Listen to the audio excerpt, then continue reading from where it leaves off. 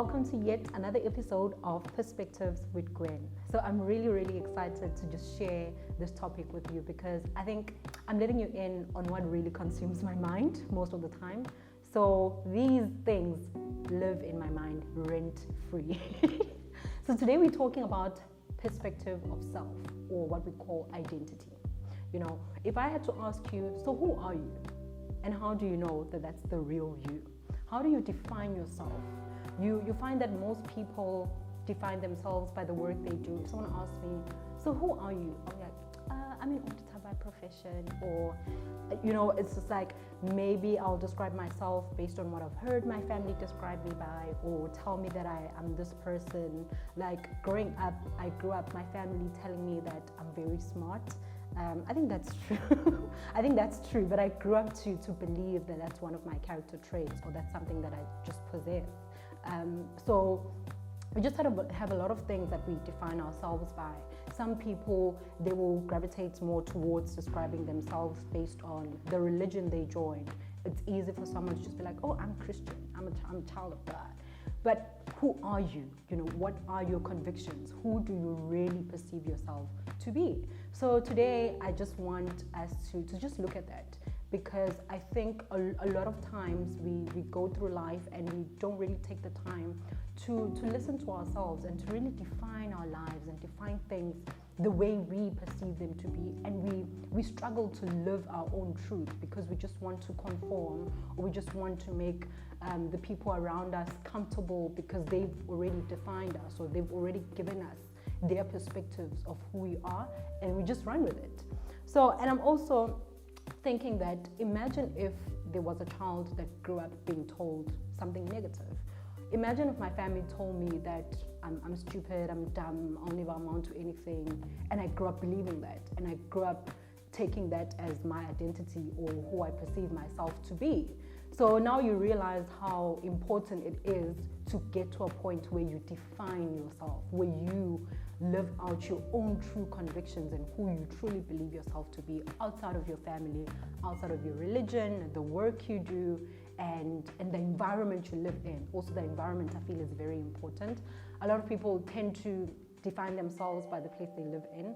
Like if someone lives in Mlazi or in Guamashu, then it's like you already have a certain perception of them. It's like, you live, you know, and then, but if someone tells you, oh, I live in Belito, then you're already thinking, oh, you know. So it's always about the outside, it's always about the external, and a lot of people tend to gravitate towards that because it's the easiest way to just look at things and just define yourself and be like, oh, okay, I'm the girl from Belito, I'm the girl from Kwamashu, Mlazi, and then and also the more you believe your identity or your perspective of self to be defined or influenced by everything else around you, you'll be pulled back and forth. Like, and also, this is what I believe. We're living in times where everyone has an opinion, you know, everyone has a perspective, and also I have a perspective. So we live in times where everyone has something to say about anything and everything, and it's just a bouncing of opinions. But do we really sit and think, where do I get these conclusions from? Where do I get these opinions from? And also, do they really reflect the person that I am? Do I really believe that this is how life is supposed to be? Where am I getting these principles from? You know, and we tend to want to define ourselves based on our religion. Like, I go to church every Sunday, or that means I must be holier than the next person. But is that really what I believe? You know, are those really my true convictions? You know, is that how I believe life is supposed to be? And if it's not done that way, how do I perceive it to be for the next person? So these are all things that I just sit and think about most of the time, and I'm just like identity, you know, do we really get the time to define our identity and look at ourselves and be like, I'm living out my true convictions. This is what I believe. This is what I stand for. You know, what exactly do you stand for? Apart from how your parents raised you, apart from how you guys grew up and the things you were taught, what are your values? You know, and as a 27-year-old, I think to myself, I'm not a mom yet, but I think to myself, if there was anything that I would have to pass on to my children what would it be? Would it be something that I grew up under? Would it be a principle or value that I'm just like passing on because this is what I know and this is all I know? Am I open-minded enough to really dig deep and seek further understanding and seek really what life is about, and how do I add value? How do I come in and make life more pleasant and make life more meaningful? Like, I sit and think, we have one life, like just one. And also, you don't get to choose when it's going to end. And that's the scariest part for me, because I'm thinking, oh my goodness, could this be my last day? And if it was my last day, would I be happy with how I have lived my life? You know, and I think it's something that you should also sit and think about. Like, would I be happy if I just died today and this is how I've lived my life? Would I be content that I came on earth, I did what I wanted to do, I did it to the best of my ability, like I gave life on earth my best shot? You know, are you giving it your best shot? Are you living out, you know, your true convictions, and you're really living out your truth? Is who you are today defined by you? Did you make the decision to get to where you are today, or are there outer influences that are more stronger than the inner voice within? And I think it was Dr. Miles Monroe, if I remember correctly. He said we are living on dead men's ideas, basically. So, and I got his perspective because he was talking about like democracy. Democracy comes from the Greeks. So you know, when the Greeks were in control, before the Romans came through and then they colonized the entire world, the Greeks defined democracy and the system that we are living in today. And he was like, we're living on dead men's ideas. And I thought to myself, wow, this is really thought-provoking. And I'm thinking, if one person or a group of people in their generation can sit and decide that this is how life is going to be, these are the systems we're going to implement for this generation and the next and the many to come, and we are finding ourselves here really still living in a democratic system. And do we sit and ask ourselves, is this system working for us? Is this what we want? Is there a better system that we can implement for this generation? Because you find that, and then someone will say, no, don't discuss politics. Oh, I'm not interested in politics. Load shedding is politics. Potholes, politics. So you can't run away from the fact that our lives are very political. You know, everything that we do in our country and also surrounding countries, the countries that we partner with, that's very political. And if we run away from politics, and maybe people not running away from politics per se, but it's how politics are played out today. You know, you have to belong to a political party in order to have a voice. So in order to be the next president, you have to be voted in through a certain system. So it's all of these things that I sit and look at, and I think to myself, is this system really what we want for us and our children and the next generation to come? Are we really living out our own truth? I'm not going to get into religion because it's going to be a long one. But, and also it comes to the work that we do. You know, who said we need to do a 9 to 5? And on what merit did they define that narrative? And also, is it still working? Like I was telling my other friend this time, I'm like, you know, I love internal audit. I love my profession, but also it gets to a point where I'm just like, do I really have to do it 8 to 4:30, Monday to Friday? And also it's like a routine. So you find yourself stuck in this routine, and it gets so exhausting, and you think, I don't want to do this anymore. But no, I actually love it. Maybe it's a system that's been implemented in it that is just maybe not so convenient and not so well constructed for the life that I want. You know, our lives change, we grow, we change the dynamics of our families. I think to myself, what if I become a mom, you know, in the next year or so? What if I start my own family? Do I still want to be this person? So there's just a lot of factors in life that we live under, and also we just don't question them. And we also, I think we even just, I don't know, I'm not gonna say lazy, but we may be a bit hesitant to really just think, is this really my truth? Am I really living my perspective, and is this my identity? So maybe also we should look at the life that we want to live our children in, like the system that we want to live our children under, you know. You find that most people, they are parents, but also they also haven't found their identity. So then you think to yourself, you can only imagine what you're passing on, and also, is it accurate? I think my biggest fear is just passing on something to my kids and be like, no, you just have to do it because this is how I grew up. And if they question it, I don't have an answer because one, either I really don't know where it comes from, or I'm just refusing to look for or to find a deeper truth or to understand things better. You know, we just jump into things, we just follow trends, we just follow customs, and it's right, guys. There's nothing wrong with, you know, just following customs and trends and everything, but also it becomes problematic when we get to a point where that defines who you are, that defines your lifestyle, that defines your kids' lifestyles. And it's just like, am I really happy with how I've defined my life and my identity?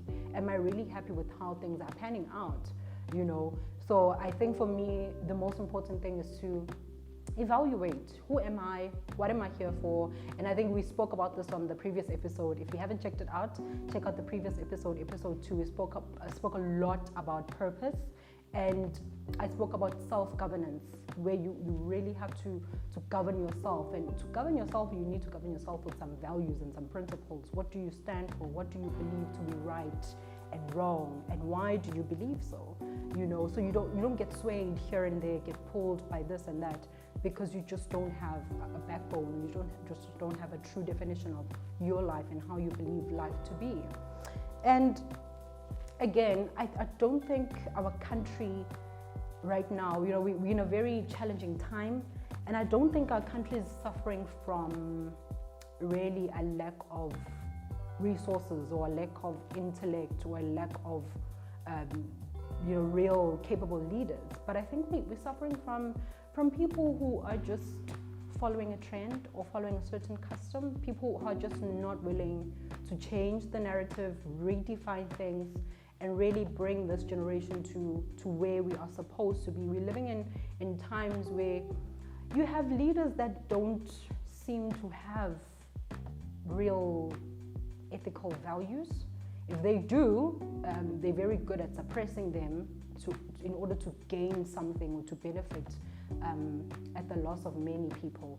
So I think our country, and I love South Africa. I think South Africa has the best education system according to some first world countries. If you have an education system that a qualification that comes from South Africa, you are believed to have one of the best education.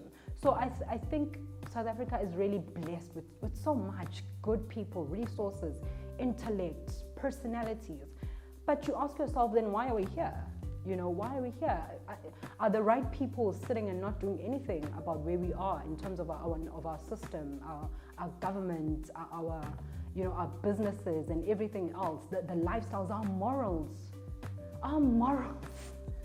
Yo, like you think to yourself, like you sit on social media sometimes, you read something or you watch something and everything is just put out there and you're just thinking, guys, this dima, you know, EP, that thing of I don't know how to call it in English, inhloni, like self-respect and just, you know, being considerate of the next person, the respect, the love, and just, you know, just be like ubuntu. You know, I think we're really missing a lot of ubuntu in our time, and everyone is just like each to their own, every man for himself. I want this for me.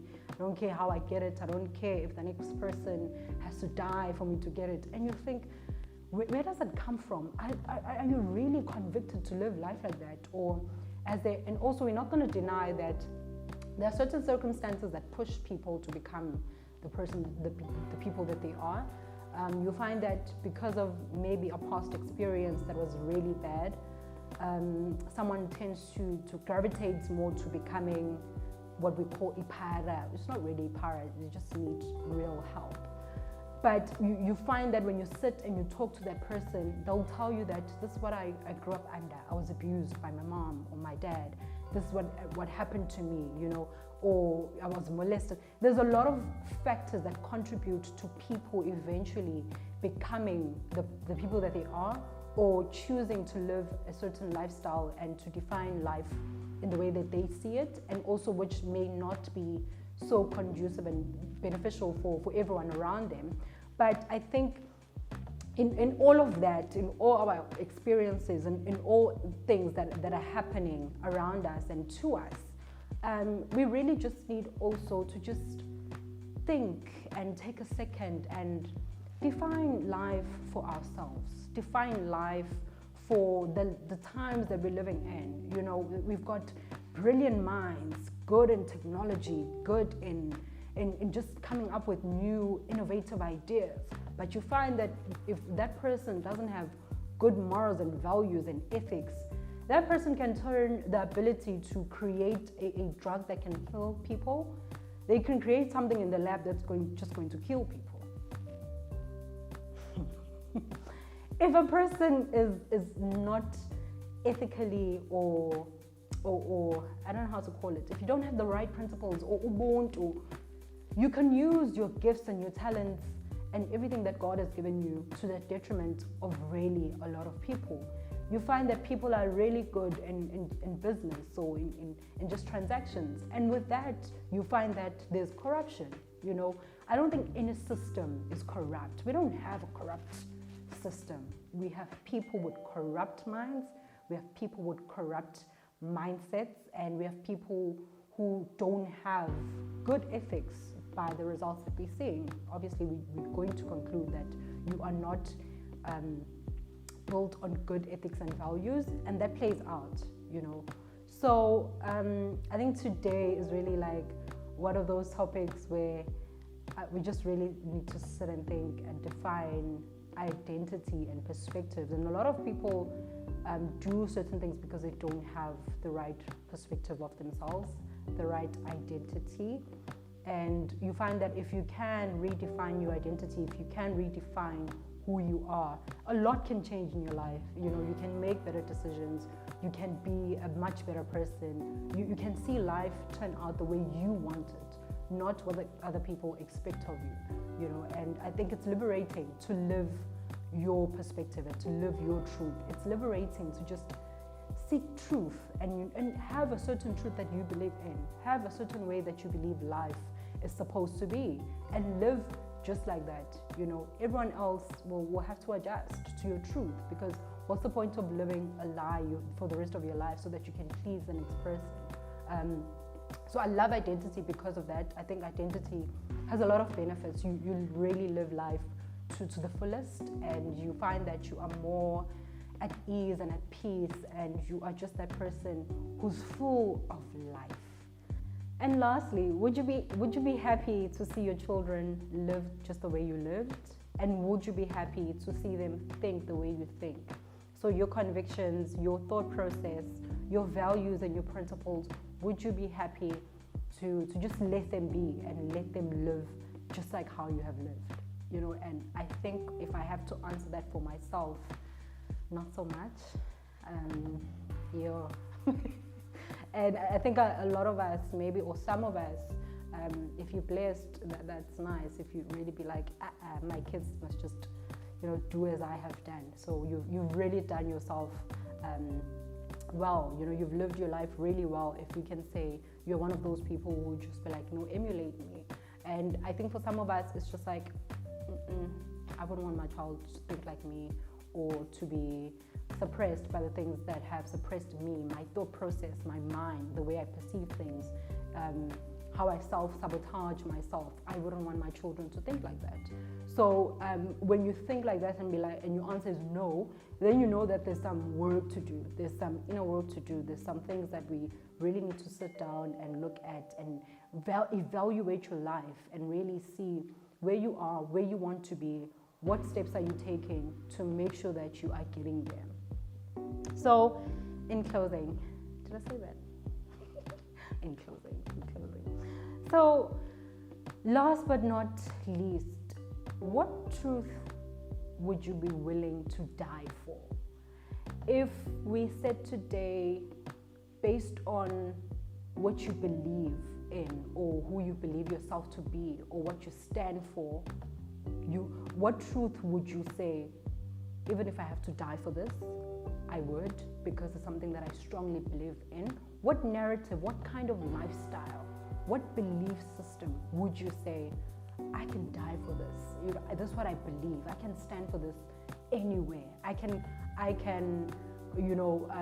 convince the next person of my ideas and how I perceive things to be. Would you really say you are that person that can stand for something? Or you're just grabbing this and this here and there and just, living life just, And I think for me, the reason why, maybe you think, why is she so deep? I think the reason why I think about some of these things that I've spoken about is my biggest fear, and I don't have a lot of fears. Like, I really struggle to get to a point where I fear something, but my biggest fear is to be mediocre. I think that's one thing. I wake up every day and I'm just like, I don't want to die mediocre.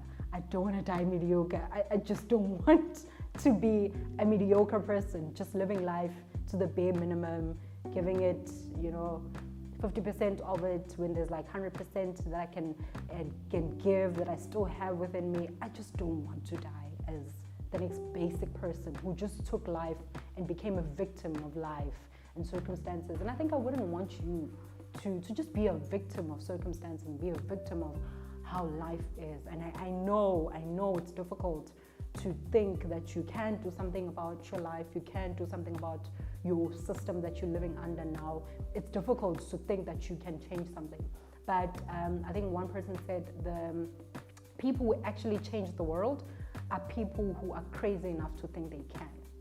So I think I believe in that. And I'm one of those people that believe that wherever you are, wherever I am, if we woke up every single day and decided that I want to do different things differently, I want to live out my truth, imagine the beauty, the light that we would bring in our spaces, wherever we go to, the people we meet, because you find that there's so much darkness, so people just tend to just be so dark, and just don't want to see the next person do well or prosper. It's because they just don't see the light within, and everything else is just like, no, you're doing too much, which is not the case. We all have a light in us that we should just bring out and let it shine and let it benefit everyone else around us. So I think I will have to end it there for today. Please send me your perspectives on identity. How do you define identity? Have you really come to a point where you are like, this is my identity and I have defined it for myself?